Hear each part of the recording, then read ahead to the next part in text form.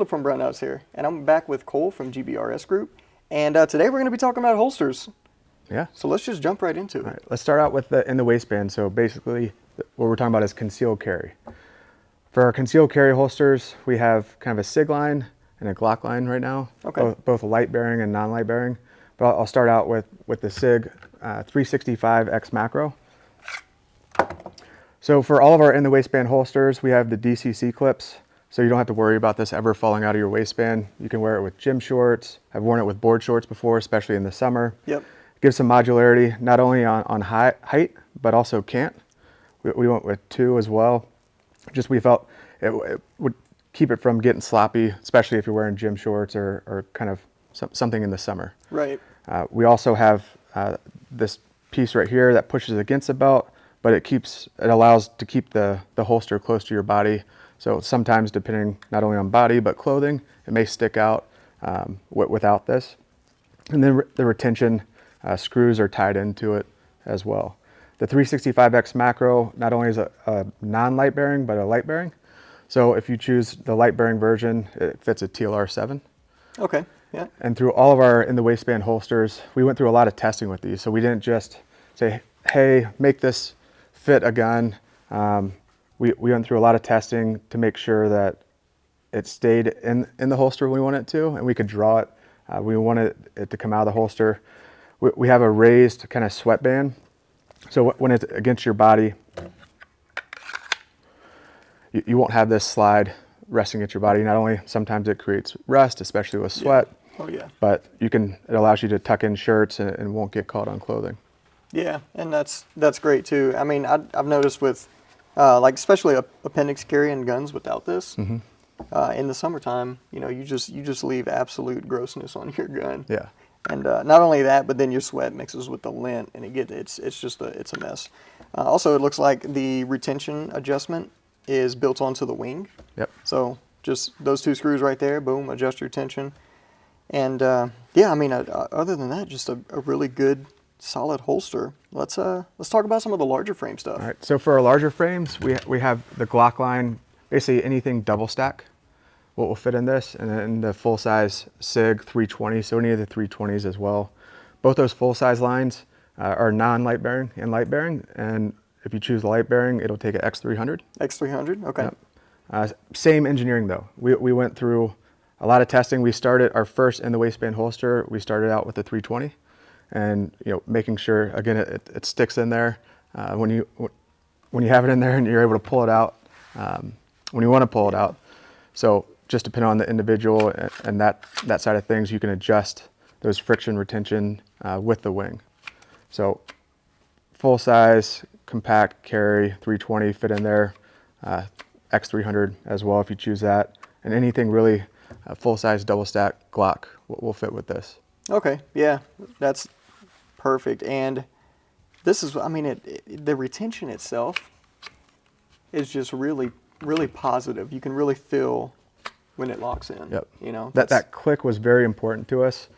Again, based off of our experiences, we had a lot of in the waistband holsters before. Sure.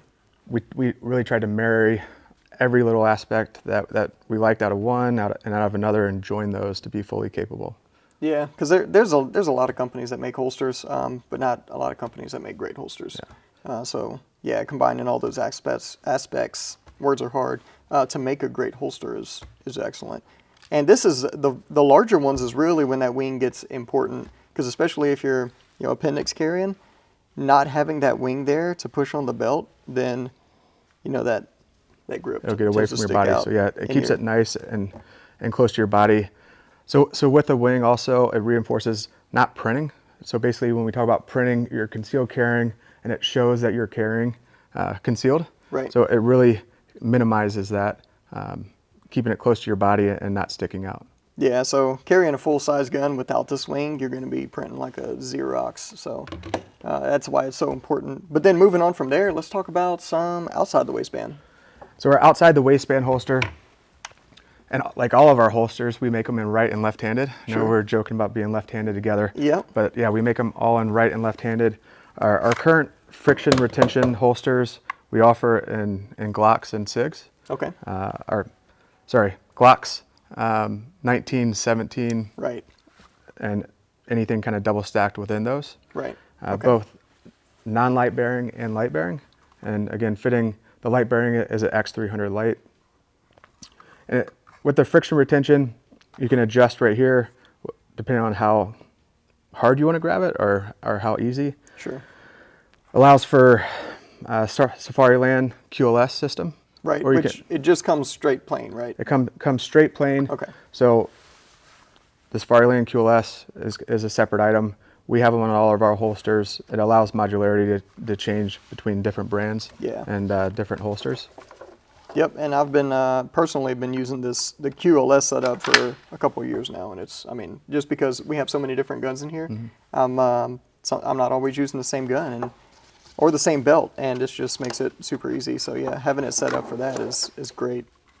But again, I didn't actually feel it yet, but I saw you doing it. But that positive, talk about that positive lockup in there, you know, you got it with that as well. And yeah, I mean, your retention, obviously there's no wing on this because it's outside the waistband, but those are your retention screws right there, am I correct? Correct. Okay, yeah, nice and easy. Excellent. So with those current firearm models, do you foresee that line expanding to different makes and models in the near future? Yeah, we definitely are. We get a lot of requests for other brands and models. Okay. And as time progresses, we'll definitely continue to expand on those for both inside the waistband and outside. Okay, excellent. Yeah, so are you saying I'll finally have one from 2011? Is that what we're getting at? We're definitely working on some 2011s across multiple brands, and both light bearing and non-light bearing. Excellent. All right, so that's something to look forward to there. But speaking of stuff to look forward to, I've been kind of looking forward to getting these out to the range. So let's get after it. Let's go out to the range and try some holsters out. Sounds good. All right, so we made it out to the range. We're out at the Brownells Big Springs Shooting Complex, and we're just going to go over some actual practical use cases of these holsters and show some drawing and some shooting. Okay. And so I'll let you take it away from there. No, so got our holster, got the 320, clicked in there, but you just want to go over some drills or what? Yeah, whatever you want to do, just. And when I first get on the range, I like coming out kind of nice and slow, even going empty. Yep. Big things, kind of, so everyone's clear and safe. Yep, clear. No rounds in there. Yep. But I like just getting a good stance and just finding my touch point. Yep. I have a few touch points, one kind of on my middle finger and one on my thumb. Be able to get it, just kind of get that first purchase. Right. I know I'm a lefty, so a little bit, but basically from the draw coming up and just getting that red dot lined up. And I'll just practice that kind of nice and slow. Okay, so yeah, excellent. Let's do that. Whether I've been current or I haven't been in the range in a while, I like kind of just starting off with those slow drills before I start shooting rounds. Right. So that's a big thing, just hands down here, getting that purchase. So as I come up and finding that red dot and then coming back down. Also, if it's been a little while, the reholstering piece, keeping your finger out of the trigger, right, where we can look at each other, but also I know my touch point. I feel that light, I can put it in there. Excellent. Okay, great. Let's, yeah, you said you were going to do some dry fire? Yeah, I mean, okay, do great. Some dry fire, just nice and slow. And I say nice slow, like painfully slow. People like to just jump in and move fast. So, and as I'm basically drawing too, it's like the trigger finger manipulation. When that finger comes on the trigger and starts pulling out that slack, so as I come to the target, that slack's pulled, or I'm pulling the trigger all the way forward. Got it. So it's a good thing and good drill, because again, if you're not current, kind of been out of date, feel where that wall is.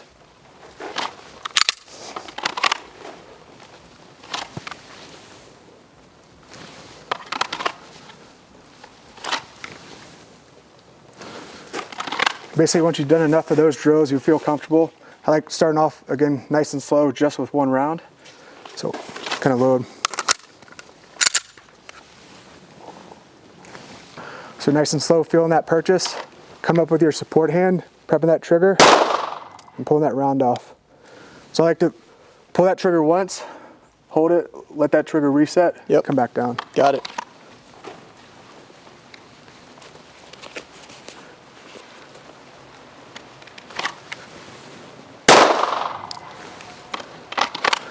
And one thing too that I'm kind of walking through a little bit faster is once that sight comes right in my eye line, that round's going right off. Got it. So, okay. because you'll see a lot of people come up, they'll see the red dot, then the target, and then they'll pull the trigger.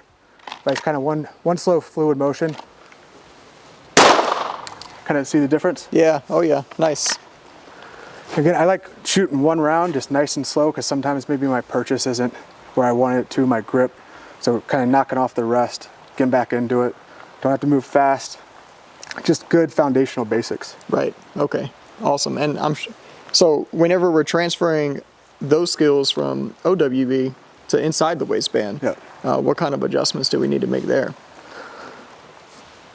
Same kind of foundational skills. Obviously, it's a little cold today. It is. I think it's great practicing in different clothing because you're not always wearing t-shirts, you're not always in a suit, you're not always in jackets. But I got a hoodie, you have a zip down. So practicing that purchase, drawing again, always starting off dry, cold. You know, where you're wearing appendix, side, rear, walking through those drills completely empty. And once you have good purchase, you know, your sight and line sight's getting up there, prepping that trigger, then again, moving forward, nice and slow, one round, and then you can kind of move dynamic from there. Okay. Nice. So, all right. So we appreciate you showing us that. Thanks for coming out. And now, not only me, but I think the rest of us know what we need to work on. Yeah. But with that being said, if you have any questions, comments, anything like that, feel free to post them down below. Thanks for joining us, and we'll see you next time.